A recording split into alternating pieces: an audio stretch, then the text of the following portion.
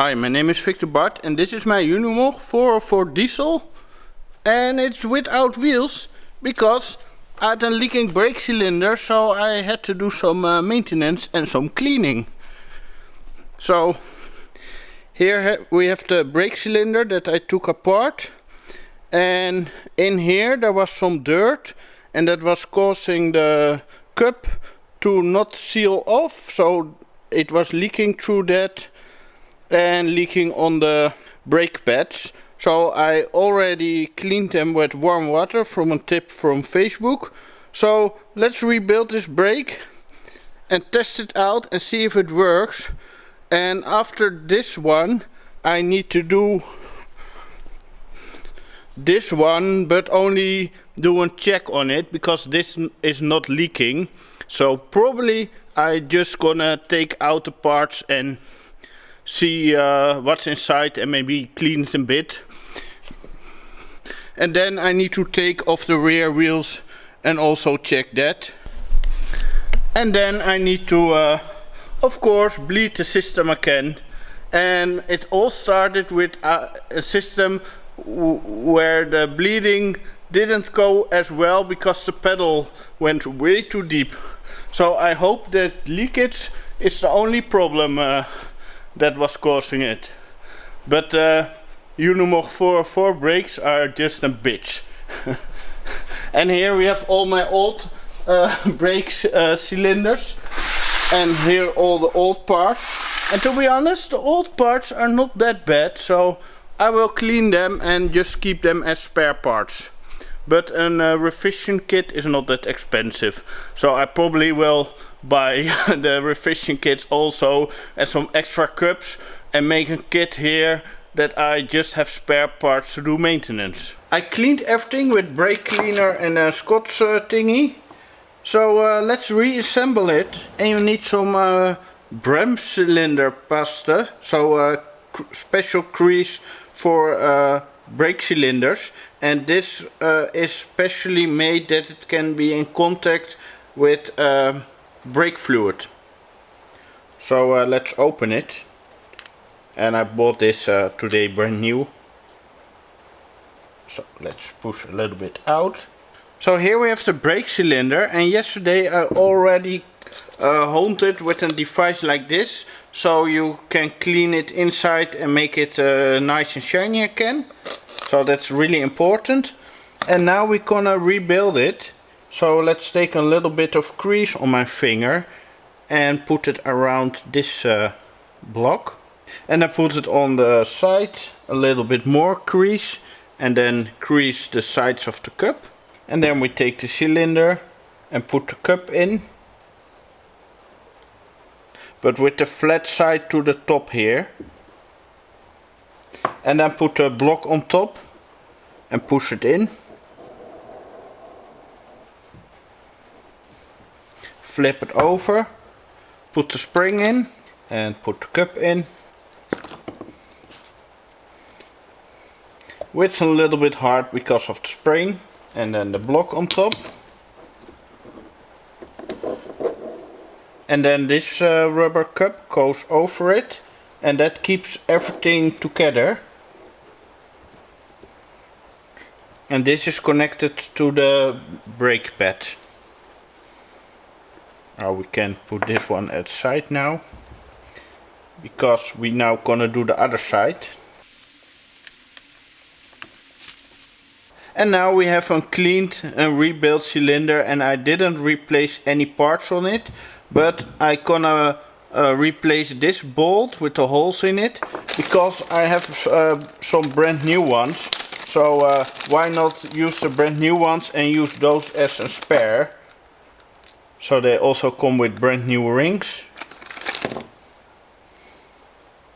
Let's double check if it fits. Yes, it's a correct one. Now it's time to put back the brake cylinder, and this knock here slides in here.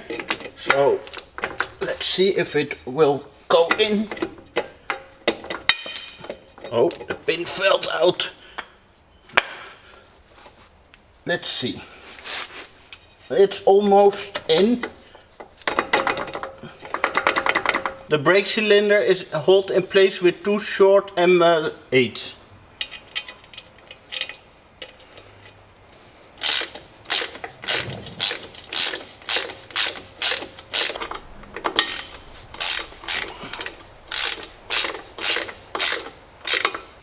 Time to put the brake pads back, and first you need to adjust the adjuster here with a socket 19, so it's like on the most open position, and you need to do that on both sides. You have the pin to hold it in place, and to get them out you need something like this, and it was only €10. So but this is M12, but you need M10 in them. So I got a thread here and a random piece of metal in between, and you just screw it in and you can get them out like this.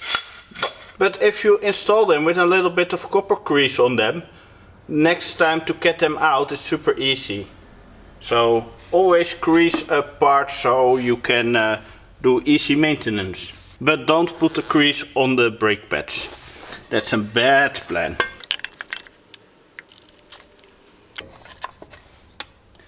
And I don't need a hammer, it just slides in.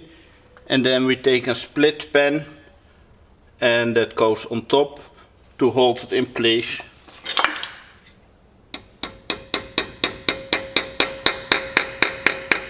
And then you need to align up the adjuster with this groove here on the other side.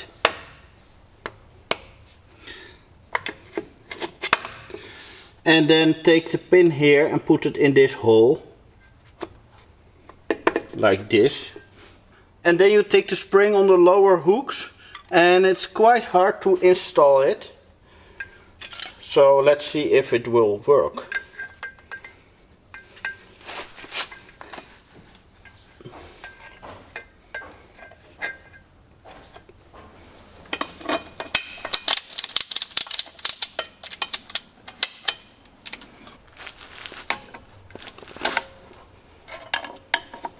Nice.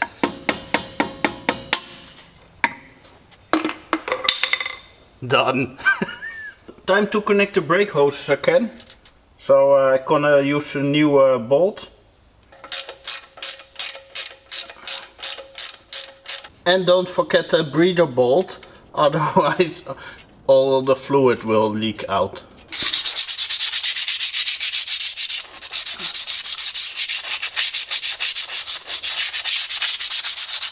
And then we clean it all with brake cleaner again.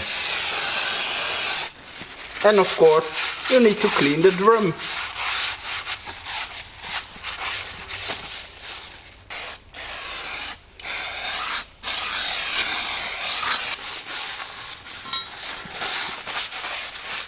The other wheel didn't leak, but there was some dirt inside, so I can also clean this and rebuild it. And all the parts seem fine, only dirt on it.